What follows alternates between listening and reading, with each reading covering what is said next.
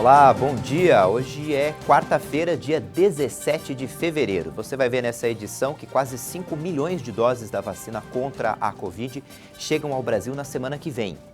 Na Bahia, o governo anunciou um toque de recolher. Quase meio milhão de brasileiros já tomaram uma segunda dose da vacina contra a Covid-19. E nos Estados Unidos, a onda de frio já provocou pelo menos 21 mortes. A Polícia Federal prendeu ontem à noite o deputado Daniel Silveira, do PSL do Rio de Janeiro. A ordem de prisão foi do ministro do STF, Alexandre de Moraes, dentro do inquérito sobre as fake news. Moraes entendeu que o parlamentar faz propaganda de processos violentos ou ilegais para alterar a ordem política ou social. O deputado tinha divulgado um vídeo com ataques contra ministros do Supremo Tribunal Federal. O ministro Alexandre de Moraes ainda determinou que o YouTube bloqueie o vídeo publicado pelo deputado. Essa decisão para a prisão é provisória e vai ser analisada hoje por todos os ministros do STF. E a prisão também vai ser analisada pela Câmara dos Deputados, que pode até derrubar a ordem. Nas redes sociais, Daniel Silveira afirmou que ser detido nessas circunstâncias seria um motivo de orgulho. O Ministério da Saúde fechou um contrato com o Instituto Butantan para a compra de um lote com 54 milhões de doses da vacina Coronavac.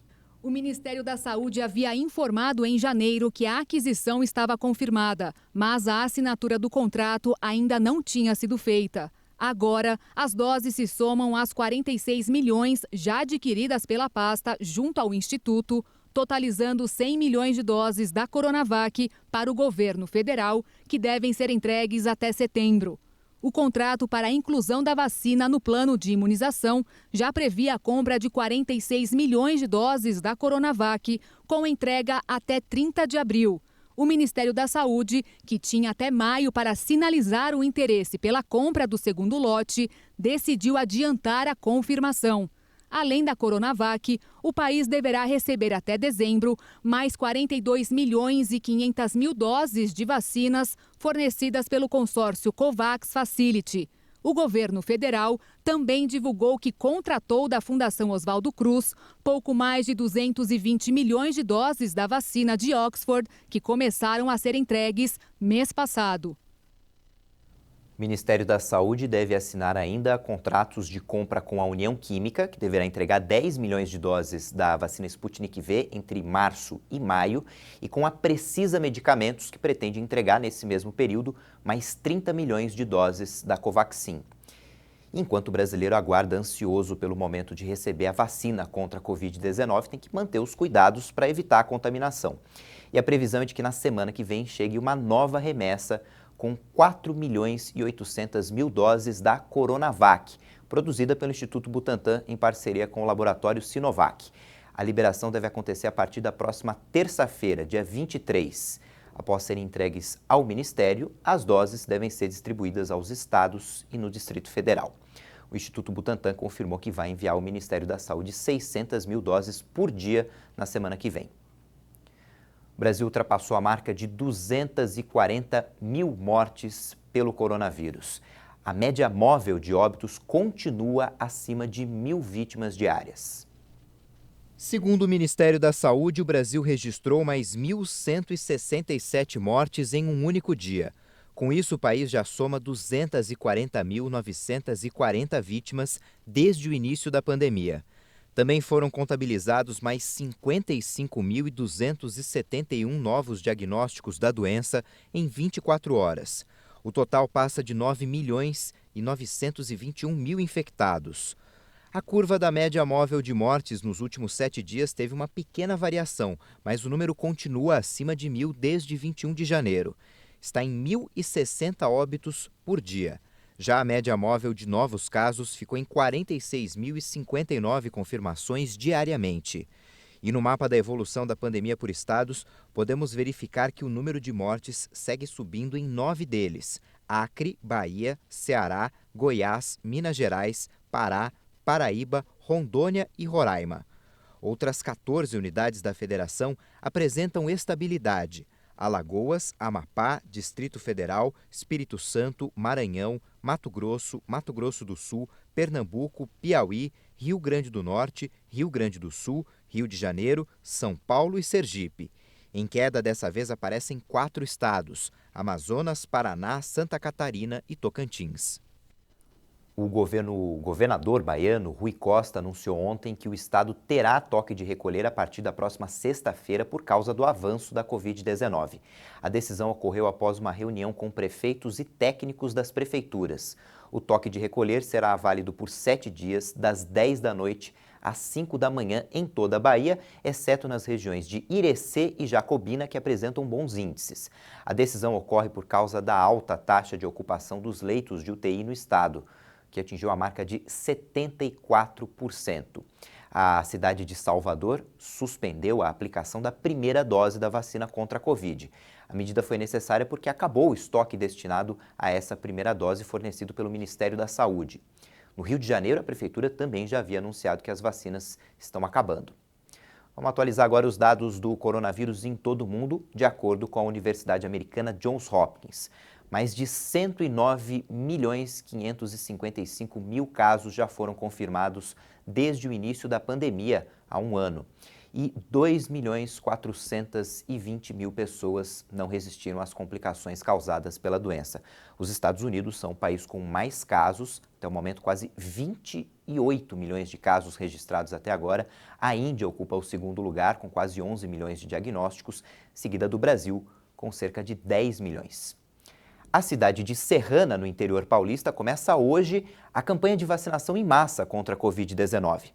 O estudo inédito do Instituto Butantan pretende vacinar 30 mil moradores para avaliar a eficiência da Coronavac na redução da transmissão do vírus.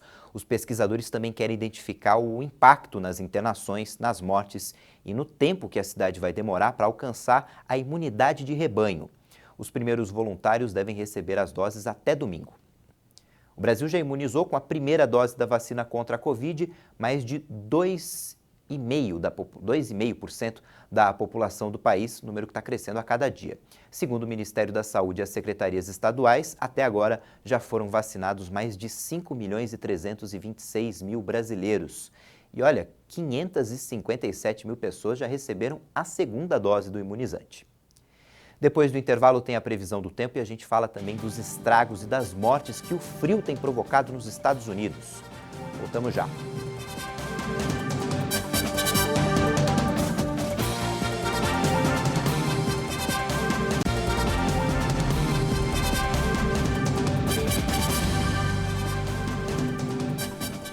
Estamos de volta às 8h44 no horário de Brasília. O ministro do Meio Ambiente, Ricardo Salles, está com Covid-19.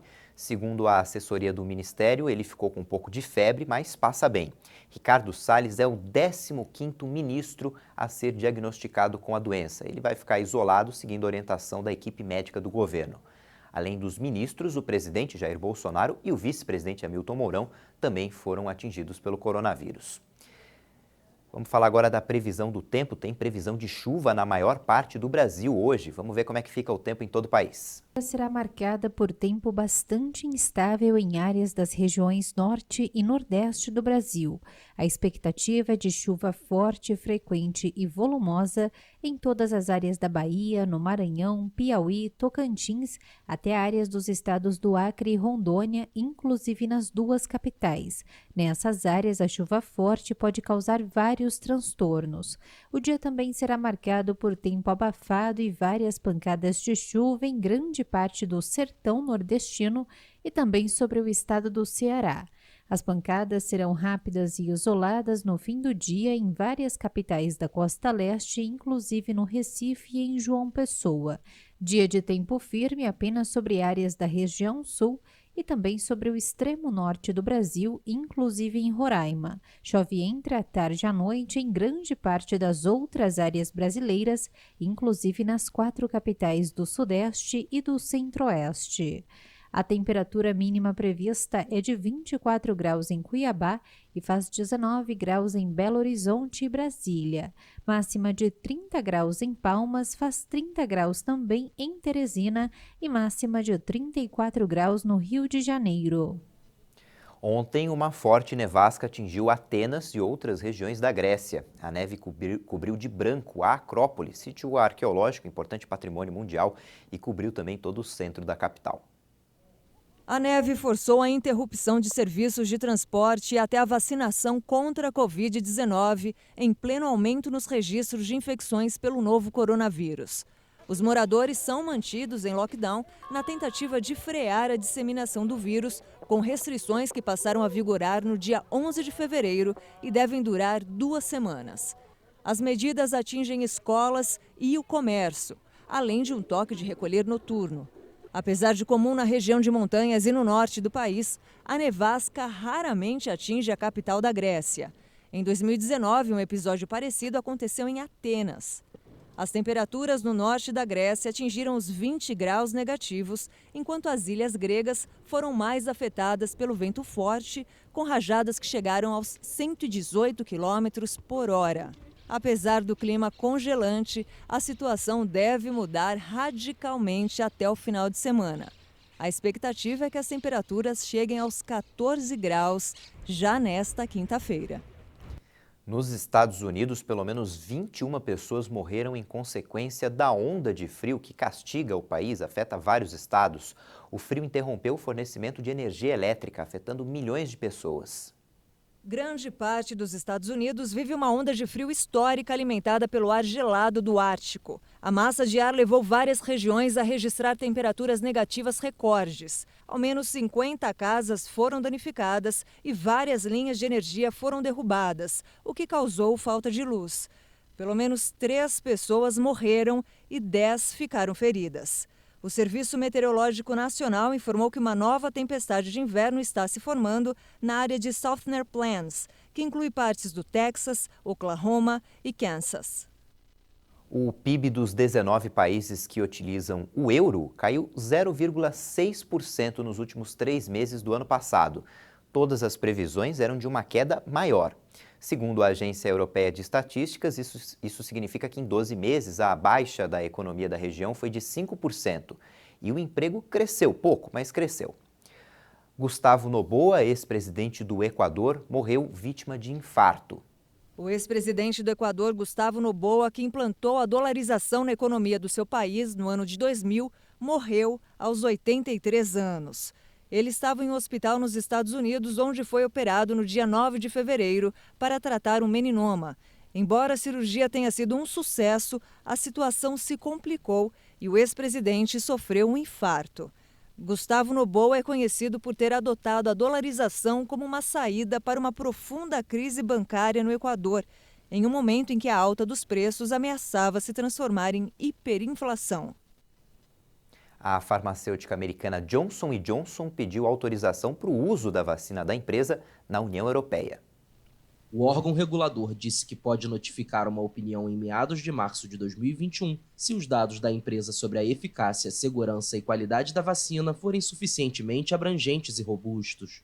A Agência Sanitária Europeia está sob forte pressão dos Estados europeus devido aos grandes atrasos na entrega das vacinas já autorizadas, AstraZeneca, Pfizer-BioNTech e Moderna. A presidente da Comissão Europeia, Ursula von der Leyen, reagiu rapidamente ao anúncio e afirmou que Bruxelas está pronta para garantir a autorização assim que a autoridade sanitária emitir um parecer científico positivo. A vacina da Johnson & Johnson já estava sendo monitorada pela agência europeia, com testes clínicos sendo realizados desde 1º de dezembro. Um escândalo em torno dos fura-fila da vacinação abalou a política peruana. O ex-presidente Martim Vizcarra e outros funcionários públicos foram vacinados antes de grupos prioritários. Aí o Vizcarra disse que foi voluntário num ensaio clínico, só que a informação foi desmentida pela universidade responsável pelos testes. Muito atingido pela segunda onda da pandemia, o Peru começou há uma semana a sua campanha de vacinação contra a Covid-19. Os primeiros a receber suas doses foram os profissionais de saúde, após a chegada de 300 mil doses da vacina Sinopharm. Mas um escândalo em torno das imunizações domina o noticiário político do país. O ex-presidente Martim Vizcarra foi destituído pelo Congresso em novembro. Mas semanas antes, em outubro, o candidato ao Congresso na próxima eleição foi vacinado contra o novo coronavírus. Assumo minha responsabilidade nesse sentido. Assumo minha responsabilidade sobre esse assunto e pelo respeito que os cidadãos do meu país merecem. Peço sinceras desculpas aos peruanos por não ter relatado esse fato no momento. Em sua defesa, Vizcarra afirmou que foi voluntário no ensaio clínico da vacina chinesa no país, como milhares de outras pessoas. Mas a Universidade Peruana negou a informação. O presidente interino Francisco Sagasti se pronunciou sobre o caso, confirmando que outros membros do governo também foram vacinados. Quero expressar nossa indignação e nossa decepção em saber que 487 pessoas, incluindo muitos funcionários públicos, aproveitaram sua posição para serem imunizados com vacinas da Sinopharm.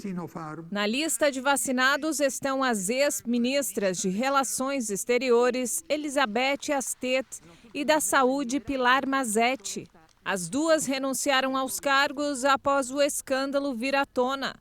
A embaixada chinesa disse que não tem informações sobre a identidade dos vacinados, uma vez que o ensaio foi realizado por universidades peruanas.